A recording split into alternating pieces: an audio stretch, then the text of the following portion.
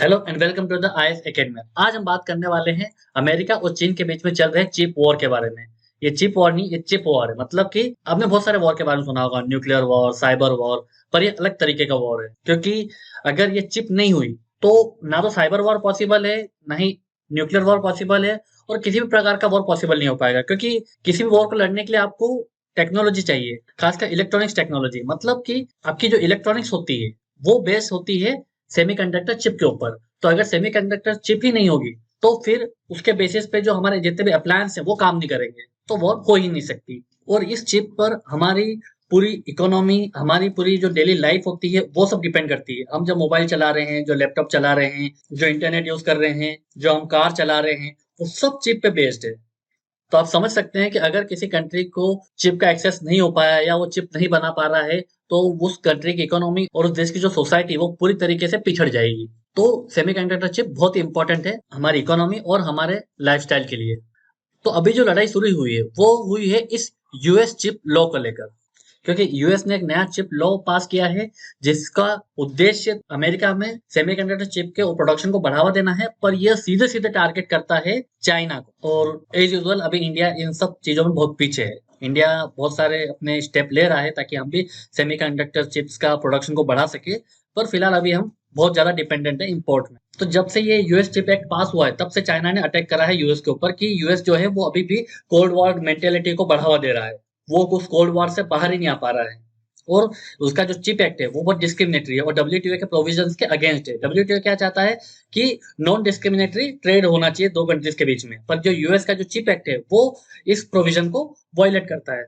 China ने ये allegation भी लगाया है कि इस न्यू यूएस चिप लॉ के बाद में एक ग्लोबल सप्लाई चेन का क्राइसिस भी देखने को मिल सकता है। पर इस लॉ को डिस्कस करने से पहले समझ ले आखिर सेमीकंडक्टर चिप है क्या। तो सबसे पहले जाने कि सेमीकंडक्टर क्या होता है। सेमीकंडक्टर एक मटेरियल होता है जो ना तो पूरी तरीके से कंडक्टर है, ना ही पूरी तरीके से इंसुलेटर है। कंडक्टर क्या होता है? जिससे करंट फ्लो होता है। और इंसुलेटर क्या है? जो रेजिस्ट करता है। पर सेमीकंडक्टर एक ऐसा मटेरियल होता है। सेमीकंडक्टर कौन कौन से मटेरियल हो सकते हैं? जैसे सिलिकॉन हो गया, जर्मेनियम हो गया, ये सब सेमीकंडक्टर की श्रेणी में आते हैं। तो सेमीकंडक्टर क्या है कि पर्टिकुलर सिचुएशन में ही ये इलेक्ट्रिसिटी को फ्लो कर सकता है। पर इसका यूज बहुत इंपॉर्टेंट है, खासकर इमर्जिंग टेक्नोलॉजीज जैसे कि आर्टिफिशियल इंटेलिजेंस, आपके जो इंटरनेट ऑफ थिंग्स है इस पे डिपेंड करता है। 5G कम्युनिकेशन के जितने भी इक्विपमेंट्स है वो इसी चिप पर डिपेंडेंट है। आपका क्लाउड कंप्यूटिंग, आपका ऑटोमेशन, आपका इलेक्ट्रिक व्हीकल, और सबसे बड़ी बात आपके जो मोबाइल्स हैं, गैजेट्स हैं, लैपटॉप्स हैं, ये सब डिपेंड करते हैं। आपका जो सैटेलाइट है वो सब सेमीकंडक्टर चिप पर डिपेंडेंट होते हैं। तो सेमीकंडक्टर बहुत ही स्ट्रेटेजिक होती है किसी भी कंट्री के लिए। तो जो सेमीकंडक्टर चिप है वो एक ऐसा इलेक्ट्रिक सर्किट होता है जिसमें ट्रांजिस्टर और वायरिंग लगी होती है, जो जिसका मोस्टली यूज होता है डाटा स्टोरिंग मेमोरीज की चिप में, और एक लॉजिक चिप की तरह काम करती है जो कि प्रोग्राम को रन करती है।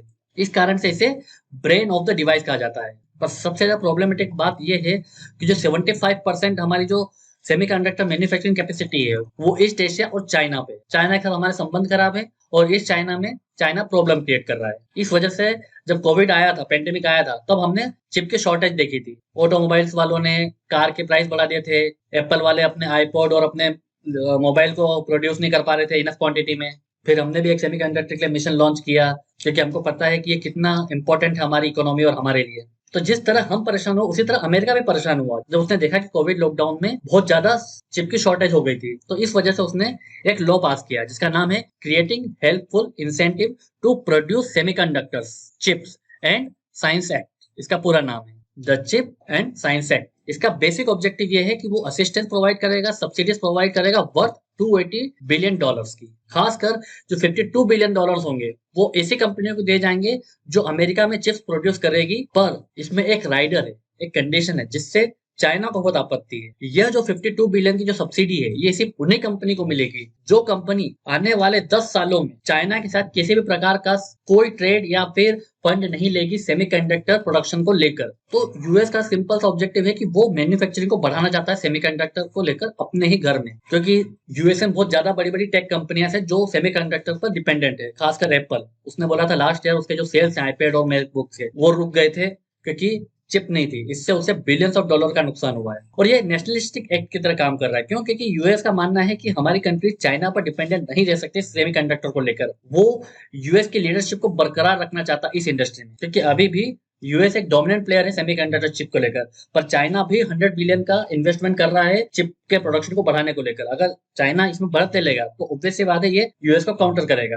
तो चाइना ने इस पर बहुत ज्यादा हार्श क्रिटिसिज्म दिया है कि यह जो नया लॉ है ये पूरी ग्लोबल सप्लाई को ही प्रभावित करेगा, क्योंकि ऐसा एक्ट आप बना नहीं सकते, क्योंकि डब्ल्यूटीओ ऐसे एक्ट को परमिशन नहीं देना चाहिए, क्योंकि डब्ल्यूटीओ क्या प्रमोट करता है, नॉन डिस्क्रिमिनेटरी ट्रेड। पर चाइना का जो एक्ट है वो इसको वायलेट कर रहा है। इस एक्ट से नॉर्मल इन्वेस्टमेंट और ट्रेड एक्टिविटीज प्रभावित होंगी, और खासकर जो चाइनीज की जो कंपनियां हैं वो फिर किसी भी प्रकार से यूएस कंपनी के साथ में डील नहीं कर पाएंगी, क्योंकि अगर यूएस कंपनी ने चाइनीज कंपनी के साथ में डील किया सेमीकंडक्टर को लेकर, तो जो $52 बिलियन की जो सब्सिडी है, जो टैक्स गेन है, वो यूएस की कंपनी को नहीं मिलेगा, क्योंकि उस एक्ट में साफ साफ क्लॉज डाला हुआ है कि जो प्रोहिबिट करता है किसी कंपनी को चाइना से फंडिंग लेने के लिए जो यूएस में प्रोड्यूस कर रहा है सेमीकंडक्टर चिप। तो चाइना बता रहा है कि जो पूरा लॉ है वो कोल्ड वॉर मेंटेलिटी से प्रभावित है, कि मतलब आप अभी भी उसी मेंटेलिटी के साथ जी रहे हो। हाल ही में अमेरिका ने साउथ कोरिया को अपने चिप फॉर अलायंस में इंक्लूड किया था। इस अलायंस में अमेरिका साउथ कोरिया के साथ साथ जापान और ताइवान भी हैं, जो एक कोऑपरेटिव प्लेटफॉर्म बनाएंगे ताकि चिप का प्रोडक्शन और ज्यादा इंश्योर किया जा सके। पर इनका जो अलायंस है वो डायरेक्टली काउंटर कर रहा है चाइना को, क्योंकि चाइना भी 2030 तक एक लीडर बनना चाहता है सेमीकंडक्टर प्रोडक्शन में। तो ये जो पूरा एक्ट है वो चाइना को काउंटर कर रहा है, और चाइना ने इस पर अपना रिएक्शन दिया है। तो आप देख सकते हो आने वाले समय में दोनों के बीच में बहुत ज्यादा कन्फ्रंटेशन देखने को मिल सकता है सेमीकंडक्टर प्रोडक्शन को लेकर। पर इंडिया भी सेमीकंडक्टर को लेकर जूझ रहा है, क्यों? क्योंकि हमारे देश में भी सेमीकंडक्टर के मैन्युफैक्चरिंग बेस है नहीं। क्यों? क्योंकि इस इंडस्ट्री के लिए आपको अनइंटरप्टेड पावर सप्लाई चाहिए, क्लीन वाटर चाहिए, जो दोनों का हमें अभाव दिख रहा है फिलहाल। तो इससे क्या है, कंपनीज डरती हैं यहाँ पर मैन्युफैक्चरिंग सेटअप लगाने में सेमीकंडक्टर की।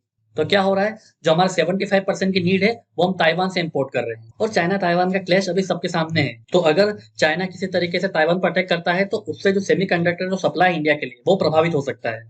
और ताइवान फिलहाल बहुत इंपॉर्टेंट है सेमीकंडक्टर सप्लाई के लिए पूरे वर्ल्ड में, क्योंकि जो ताइवान की जो ताइवान सेमीकंडक्टर मैन्युफैक्चरिंग कॉर्पोरेशन है टीएसएमसी, वही 53% का सप्लाई करती है पूरे ग्लोबल मार्केट में। और अभी जो रशिया यूक्रेन वॉर हो रहा है उससे भी सप्लाई चेन में कमी आई है। इंडिया का प्रॉब्लम ये है कि वो बिगेस्ट मार्केट है स्मार्टफोन में, और अभी इंडियन टेलीकॉम कंपनीज 5G के लिए भी तैयार हो रही हैं, तो हमें और ज्यादा चिप चाहिए। चिप हम प्रोड्यूस कर नहीं पा रहे हैं, चिप हमें इंपोर्ट कर रहे हैं, और जहां से हम इंपोर्ट कर रहे हैं चाइना वहां भी प्रॉब्लम क्रिएट कर रहा है। तो एक ही सॉल्यूशन है कि हमें अपना खुद का मैन्युफैक्चरिंग बेस बनाना होगा। इसीलिए इंडिया ने सेमिकॉन इंडिया प्रोग्राम भी लॉन्च किया है, ताकि 10 बिलियन का फिजिकल सपोर्ट हम दे सके, जो हमारे यहाँ मैन्युफैक्चरिंग सेटअप लगाएंगे सेमीकंडक्टर को लेकर। तो इस लेक्चर में सिर्फ इतना ही है। Thank you very much.